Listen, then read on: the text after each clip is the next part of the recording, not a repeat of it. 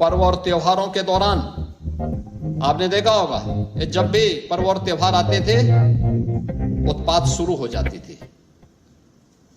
अब उत्पातियों और उपद्रवियों को पता लगेगा कि 7 पीढ़ियां याद आएंगी उनको। टोटल अभी तक 7 FIR हैं, जिनमें मौलाना तौकीर रजा का नाम प्रकाश में आया है और हम लोग ये इन्वेस्टिगेशन में भी इसको पार्ट बनाएंगे कि जो लोग जिन लोगों ने पहले दिन लेटर लिख के दिया था और ये आश्वासन दिया था कि कोई भी भीड़ इस्लामिया की तरफ नहीं आएगी, लोग शांतिपूर्ण तरीके से नमाज पढ़ के और वापस जाएंगे। उसके बाद उन्हीं लोगों ने उसको रात में 2 घंटे बाद अपने ग्रुप पे ये कह के उसको खारिज किया कि ये फर्जी हस्ताक्षर है, जबकि वो हस्ताक्षर उन्हीं 3 लोगों के थे जिन लोगों ने उस पर हस्ताक्षर किए हुए थे।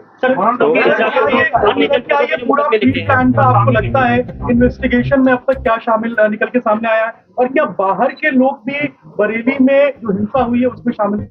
ये डेफिनेटली, क्योंकि ये लगभग 7 दिन से इस चीज की अपील की गई थी और 7 दिन से लगातार पुलिस और प्रशासन के लोग, DM साहब और मेरे द्वारा लगातार संवाद स्थापित किया गया। हम लोग इस प्रयास में थे कि संवाद स्थापित करके उसके साथ साथ हम लोग निरोधात्मक कार्रवाई करके सुनिश्चित करेंगे और ये कन्वे करेंगे कि कोई भी ऐसा काम ना किया जाए, कोई भी ऐसा आयोजन ना किया जाए जो विधि विरुद्ध हो। इसके लिए सभी धर्मगुरुओं से संवाद स्थापित किया गया, जनप्रतिनिधियों से संवाद स्थापित किया गया, लेकिन उसके बावजूद भी जिन लोगों के द्वारा ये किया गया उनके विरुद्ध हम लोग कठोर कार्रवाई बिल्कुल इंश्योर करेंगे। जो भी लोग इसमें, ये तो ऑब्वियस सी बात है कि आजकल जो लोग व्हाट्सएप से इसमें संपर्क में थे, हमारी इन्वेस्टिगेशन के दौरान ये भी तथ्य प्रकाश में आए हैं कि कुछ बाहर के आपराधिक तत्व, इस जनपद से बाहर के कुछ आपराधिक तत्व इस जुलूस में शामिल हुए, इस आयोजन में शामिल हुए थे, जिनके द्वारा इस तरह की समस्या पैदा की गई। उनके बारे में भी हम अभी सूचना संकलन कर रहे हैं। ये भी ज्ञात हुआ है कि इसमें एक नदीम नाम का व्यक्ति ये लगातार फोन पे संपर्क में था और इससे व्हाट्सएप कॉल के माध्यम से लोगों की बात हो रही थी और इसके द्वारा भी वहाँ लोगों को उकसाया गया। हाँ, ये वही व्यक्ति है जिसके सिग्नेचर थे उस कागज पे जो पहले दिन अपील जारी की गई थी और ये अभी फरार है। पुलिस की टीमें टोटल कितने लोगों के नामजद है, कितने अज्ञात हैं, कितने नामजद हैं?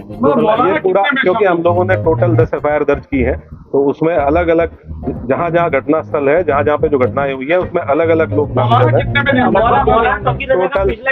टोटल 7 FIR हैं जिनमें इनका भूमिका पाई गई है।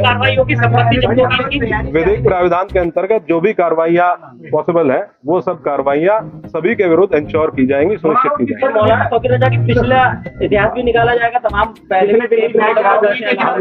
हम लोग सभी अभियुक्तों का आपराधिक इतिहास निकालेंगे, पुराने मुकदमे ये देखेंगे कि उन पुरानों मुकदमे की वर्तमान में कोर्ट में क्या स्थिति है, ट्रायल में क्या स्थिति है और उनमें हम लोगों के स्तर से क्या और तेजी लाई जा सकती है, उसके बारे में भी काम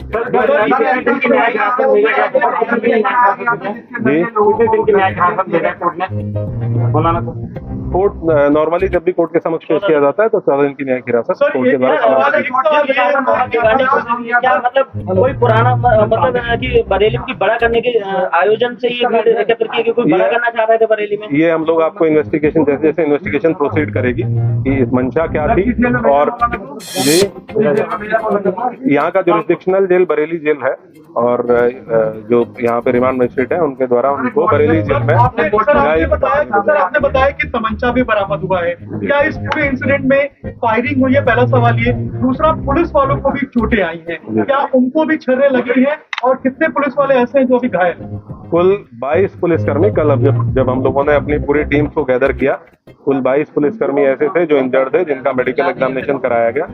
कुछ 22 पुलिसकर्मी, कुछ लोग ऐसे हैं जिनको डाउटफुल फायर आर्म इंजरीज है, उनका भी फाइनल मेडिकल परीक्षण कराया जा रहा है। जब ये चीज हम लोगों के मेडिकल परीक्षण फाइनल हो जाएगा तो हम लोग आपको इसके बारे में अवगत कराएंगे।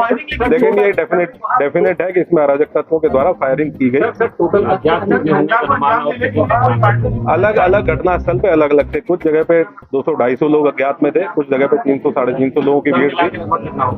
मान के चलिए लगभग 2,500-3,000 हजार लोग ऐसे हैं जो अज्ञात में अलग अलग घटना स्थलों पे, जिनको हम लोग अभी चिन्हित करने का प्रयास करेंगे।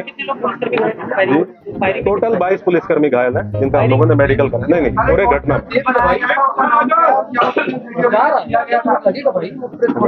सर, ये टूल किट का इस्तेमाल किया गया है क्या बरेली में हिंसा फैलाने के लिए? जिस व्हाट्सएप ग्रुप की आप बात कर रहे हैं, क्या सोशल मीडिया के जरिए प्रोपेगेंडा फैलाया गया था? क्योंकि कानपुर की घटना का बरेली में बार बार जिक्र आ रहा था। जब हम भी बात कर रहे थे कानपुर की घटना, ये हम लोग इन्वेस्टिगेशन के दौरान अगर कोई इस तरह की चीज हम लोग के सामने आएगी तो मोस्ट डेफिनेटली उसको आप लोगों के साथ शेयर करेंगे। और मैं आप लोगों को इसके माध्यम से एक चीज और बताना चाहूंगा कि हम लोग किसी भी निर्दोष व्यक्ति को किसी भी प्रकार से प्रताड़ित नहीं किया जाएगा। किसी भी ऐसे व्यक्ति को जो इस घटना में शामिल नहीं था उसको परेशान नहीं किया जाएगा, और जो इस घटना में शामिल थे या प्रत्यक्ष या प्रत्यक्ष रूप से शामिल थे उनको बख्शा नहीं जाएगा। अब तक कितनी गिरफ्तारी हो चुकी है? और इसके अलावा और मैंने आपको बताया टोटल 39 लोग हैं जो हिरासत में लिए गए थे, 8 लोगों को जेल भेजा गया। सर, इंटरनेट बैन की जो बात निकल के सामने आ रही है, क्या सोशल मीडिया वालों ने इंटरनेट बैन का प्लान नहीं, इस प्रकार की कोई चीज नहीं। इस प्रकार की। सर, यानी कि 31 Thank you. को भी हिरासत में आपकी- थैंक यू।